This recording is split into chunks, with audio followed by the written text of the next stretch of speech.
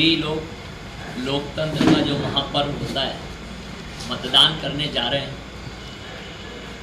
इसके पूर्व सघन आचार संहिता लागू होती है, जिसका पालन पूर्णतः भारतीय जनता पार्टी के प्रत्येक प्रत्याशी और कार्यकर्ताओं के द्वारा किया जा रहा है। लेकिन राजनीतिक लाभ लेने हताशा में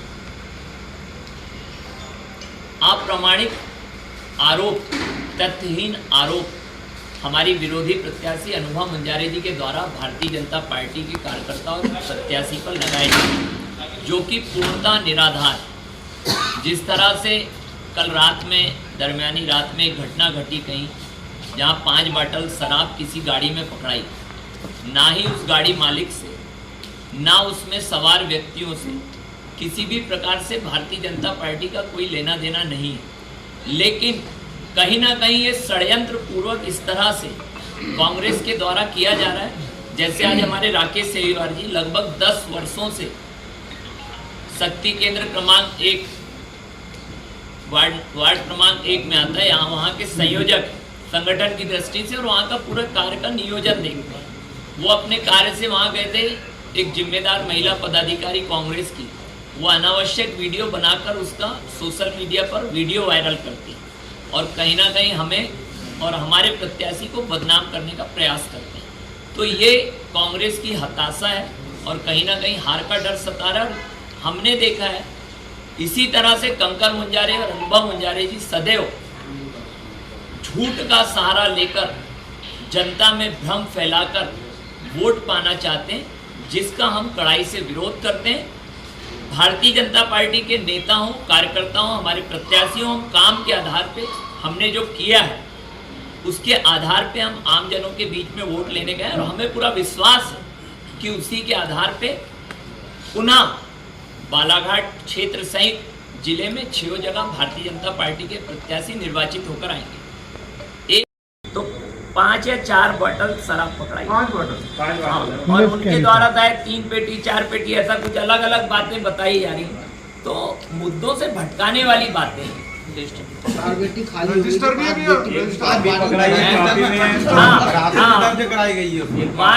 ऐसा भ्रम फैलाने के लिए एक रजिस्टर, लिखित रजिस्टर, ये सब बदनाम करने के लिए इस तरह से फैलाया जा रहा है। उसी का हम विरोध करते हैं और उसी की हमने शिकायत करी।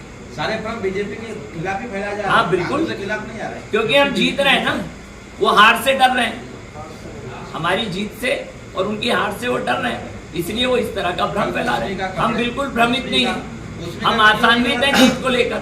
उसमें का वीडियो कल रात का भी था, साड़ी बांटते, कपड़े बांटते।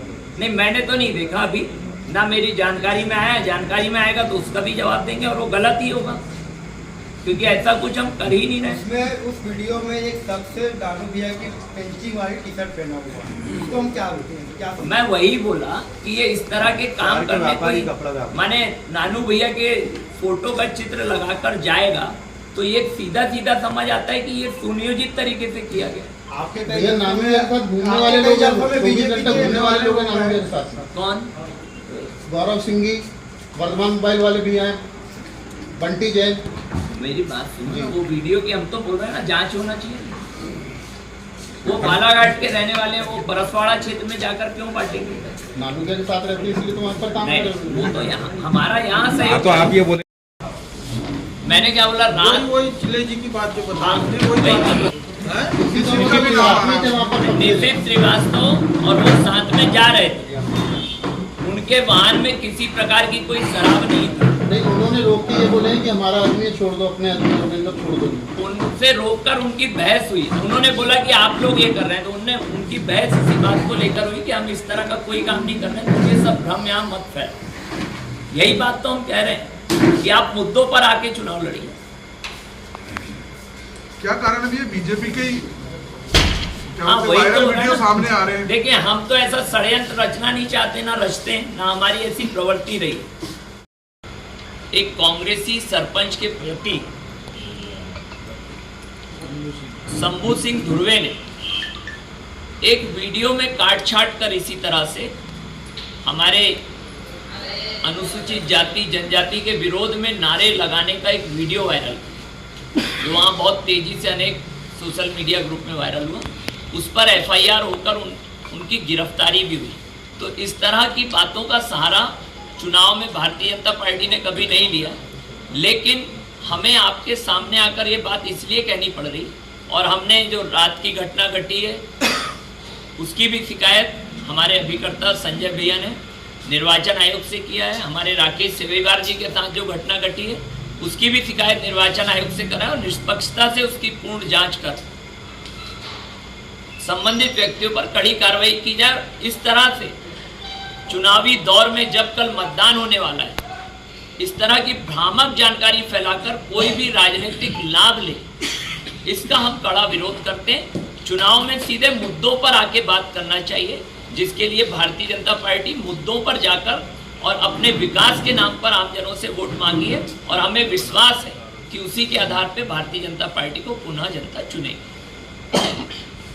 राकेश भैया का वीडियो है, सरेका कोस्मिका एक नहीं, वीडियो है। राकेश भैया के वीडियो में कोई पैसा बांटने वाली बात नहीं है। राकेश भैया जो महिला चर्चा कर रही है और उसको फैला रही है, ये गलत बात है ना। राकेश भैया जवाब देते नहीं बन रहे थे, मतलब जिस हिसाब से वीडियो में नजर आ रहे हैं वो जा रहे हैं। दूसरी चीज कोस्मी का एक वीडियो है जो है, जिसमें शहर के लड़के दिखाई दे रहे हैं घराटे पे, वो एक वीडियो है। नहीं, साड़ी वाला जो वीडियो है, मैं वही बोला ना, ये सब इस समय बहुत सारे ऐसे वीडियो जो हैं इसकी जांच होना चाहिए, हम स्वयं बोल रहे हैं।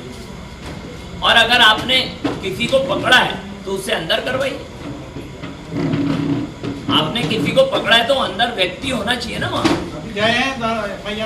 इस तरह से कभी किया ही नहीं जाता, ये सुनियोजित तरीके से किया जाता है। जैसे अभी अभी हमको एक सूचना आई, वार्ड नंबर 16 में भी हमारे पार्षद सुधीर चिले जी कहीं से जा रहे थे, वहाँ पर उनको रोककर बहस हुई और उनका नाम उसमें घसीटा जा रहा है। तो सुनियोजित तरीके से ये शराब बांटना, पैसा बांटना बताकर हमारे प्रत्याशी और भारतीय जनता पार्टी को बदनाम करने का काम कांग्रेस के द्वारा किया जा रहा है। हम तो सीधे बोलते हैं कि आप मुद्दों पर चुनाव लड़िए, विकास पर चुनाव लड़िए, तो हम उसके लिए आपके सामने खड़े होकर जवाब देने तैयार हैं। लेकिन इस तरह से आधारहीन, तथ्यहीन आरोप लगाना, इसकी हम कड़ी निंदा करते हैं और कड़ा विरोध करते हैं। और इसकी शिकायत भी हमने निर्वाचन आयोग से की है।